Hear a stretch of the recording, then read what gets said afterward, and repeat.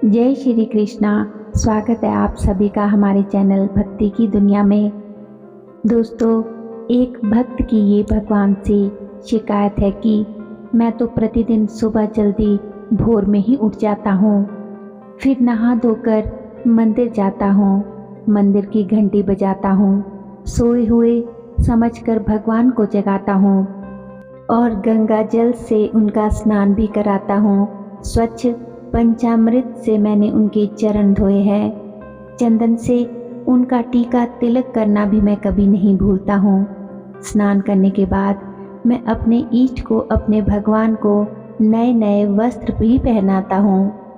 धूप, दीप, अक्षत, पुष्प भी उन्हें चढ़ाता हूँ। लेकिन इतना सब कुछ करने के बाद भी भगवान पता नहीं क्यों मेरी क्यों नहीं सुनते हैं। तो दोस्तों, इसी भक्त की भांति हजारों भक्तों के मन में भी यही प्रश्न रहता है कि हम दिन रात भगवान का सिमरन करते हैं, उनकी पूजा उपासना करते हैं, उनसे हर पल प्रार्थना करते हैं, लेकिन भगवान हमारी प्रार्थना सुनते क्यों नहीं है। तो दोस्तों, आज की इस वीडियो में हम इसी विषय पर चर्चा करेंगे कि पूजा पाठ, भक्ति, ध्यान, धूप, दीप, नैवेद्य सब कुछ करने के बाद भी आखिर ईश्वर हमारी क्यों नहीं सुनते, क्यों वो अपने भक्तों की प्रार्थना नहीं सुनते। लेकिन उससे पहले, अगर आज आप हमारे चैनल पर पहली बार आए हैं तो हमारे चैनल को सब्सक्राइब ज़रूर कर ले और बेल आइकन को प्रेस करके ऑल पर भी क्लिक कर लीजिए, ताकि जब भी हम अपने चैनल पर कोई भी नई वीडियो अपलोड करें तो उसकी नोटिफिकेशन सबसे पहले आप तक पहुंचे और आपसे हमारी कोई भी वीडियो मिस ना हो। वीडियो पसंद आए तो वीडियो को लाइक और शेयर ज़रूर करिएगा और वीडियो को अंत तक देखिएगा। वीडियो को आप कमेंट भी करिएगा, क्योंकि आपके कमेंट हमारे लिए बहुत ही महत्वपूर्ण होते हैं। आपके कमेंट ही है जो हमें मोटिवेट करते हैं कि हम आपके लिए एक से बढ़कर एक अच्छी वीडियो बना कर लाए। तो चलिए देरी न करते हुए वीडियो में आगे बढ़ते हैं। तो दोस्तों, यहाँ सबसे पहले जो बात आपको समझनी होगी वह यह है कि भक्तजन भगवान की पूजा पाठ, भक्ति करते क्यों है। कोई करता है कि मुझे अच्छी जॉब मिल जाए, मेरा प्रमोशन हो जाए। कोई इसलिए करता है कि मेरा काम बन जाए, बिजनेस में तरक्की हो, मेरा घर बन जाए। कोई कर्जवान है तो वह कर्ज मुक्त होने के लिए पूजा भक्ति करता है। कोई मेरा विवाह हो जाए, मुझे अच्छी पत्नी, अच्छा पति मिल जाए, इत्यादि। इसी प्रकार के भौतिक सुखों के लिए मनुष्य पूजा पाठ भक्ति करता है।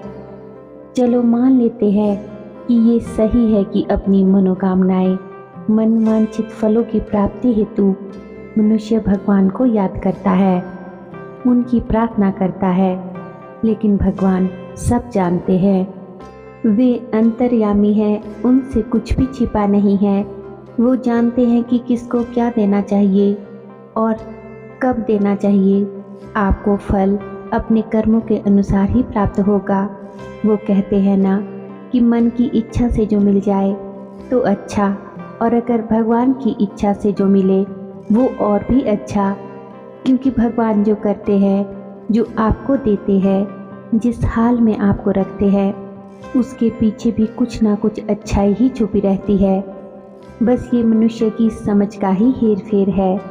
कुछ मनुष्य ये बात जल्दी समझ लेते हैं तो कुछ देर बाद में समझते हैं।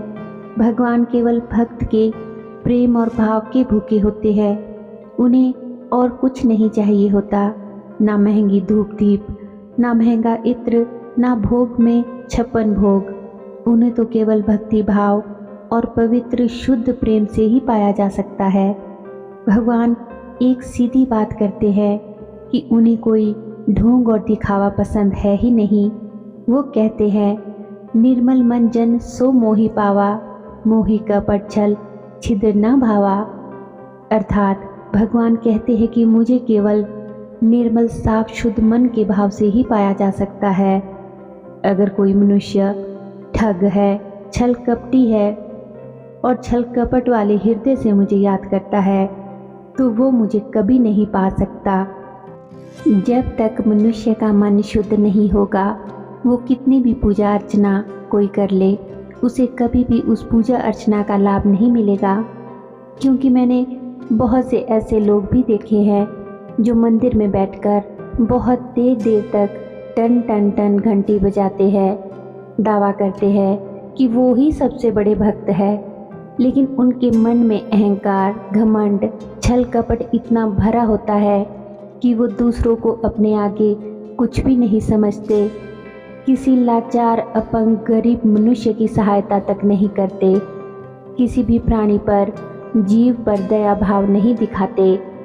उनमें अहंकार इतना भरा रहता है कि वो सीधे मुंह किसी से बात तक नहीं करते। मानव सेवा करना तो दूर की ही बात है। तो ऐसे लोगों की प्रार्थना भला भगवान कैसे सुनेंगे? आप स्वयं ही सोचिए। ईश्वर तो कण कण में है। ईश्वर द्वारा बनाए हर प्राणी में ईश्वर का वास है। ईश्वर को पाने का मार्ग यही है कि ईश्वर द्वारा बनाई गई हर चीज से प्रेम करे। मनुष्य भक्ति तो करता है, लेकिन पूजा पाठ करते हुए भी उसके मन में, उसके दिमाग में 100 तरह के विचार चल रहे होते हैं।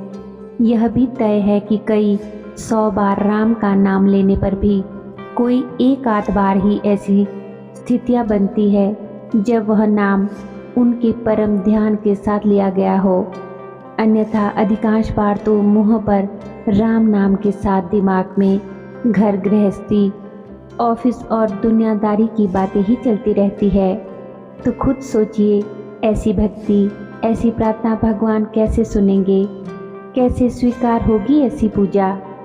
कभी तो भगवान को सच्चे मन से याद करें।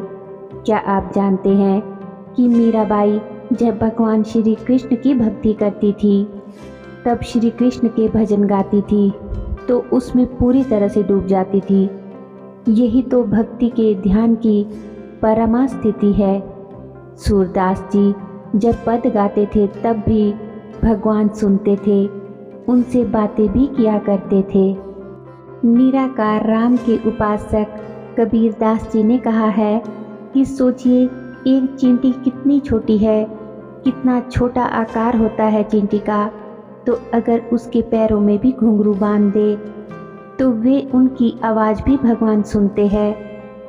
सच्चे मन से अगर भगवान को पुकार ले तो भी प्रार्थना वहाँ तक पहुँचती है, इसमें कोई संशय नहीं है। प्रभु की मानसिक पूजा को सर्वश्रेष्ठ इसीलिए कहा गया है। आइए एक छोटी सी कथा से समझते हैं। कथा छोटी भले ही है, लेकिन समझने वाले के लिए ज्ञान का सागर है। एक भक्त हुए हैं श्री हरिदास। वे नित्य नियम से पूजा भक्ति पाठ किया करते थे। उन्होंने 20 वर्षों तक लगातार नारायण कवच का नित्य पाठ बहुत ही श्रद्धा के साथ किया। भगवान उनकी भक्ति से प्रसन्न थे, लेकिन फिर भी वे हरिदास की परीक्षा लेना चाहते थे, क्योंकि भगवान अपने सच्चे भक्त की परीक्षा ज़रूर लेते हैं। तो भगवान ने उनकी परीक्षा लेते हुए कहा कि अरे ओ भक्त, तुझे क्या लगता है मैं तेरे पाठ से प्रसन्न हूँ? तो ये तेरा वहम है। मैं तेरे पाठ से बिल्कुल भी प्रसन्न नहीं हुआ हूँ। जैसे ही यह बात भक्त हरिदास ने सुनी तो वे खुशी से नाचने लगे, खुशी से गाने लगे और झूमने लगे। भगवान बोले, तू निरा पागल है। मैंने ये कहा है कि मैं तेरे पाठ करने से प्रसन्न नहीं हूँ और तू नाच रहा है, गा रहा है, झूम रहा है। भक्त हरिदास बोले, प्रभु आप प्रसन्न हो या नहीं हो ये बात मैं नहीं जानता, लेकिन मैं तो इसलिए नाच कर प्रसन्न हूँ कि आपने मेरा पाठ कम से कम सुना तो सही। तो दोस्तों, ये होता है निष्काम भक्ति का भाव। कहानी छोटी है, लेकिन गहरा अर्थ छिपा है इस कहानी में। इसी प्रकार द्रौपदी ने मन से भगवान कृष्ण को पुकारा तो भगवान ने नहीं सुना। दुशासन लगातार उसके बाल खींचता रहा, द्रौपदी को बुरा भला कहता रहा। द्रौपदी उस समय भगवान श्री कृष्ण को पुकारती रही, और साथ ही अपने पूरे बल से दुशासन का विरोध भी करती रही। ऐसे ही चीरहरण के समय भी वो भगवान कृष्ण को पुकारती रही और अपने दोनों हाथों से अपने दांतों से वस्त्र को बजाती रही। पर जब द्रौपदी ने स्वयं को पूर्ण समर्पण श्री कृष्ण के चरणों में कर दिया तो भगवान श्री कृष्ण ने सुना भी और द्रौपदी की लाज भी बचाई। दोस्तों, आप जब भी भगवान को याद करें, उनसे प्रार्थना करें तो पूर्ण समर्पण और प्रेम भाव से ही उनका नाम संकीर्तन और जप करें। भगवान पर 1% भी संदेह ना करें, उन पर अटूट विश्वास करें, कोई संदेह अपने मन में ना रखे, बस सच्चे हृदय से उनको पुकारे, लेकिन बस स्वार्थी होकर उनको याद ना करे, स्वार्थ का भाव ना रखे। भगवान को केवल दुख के समय ही ना याद करे।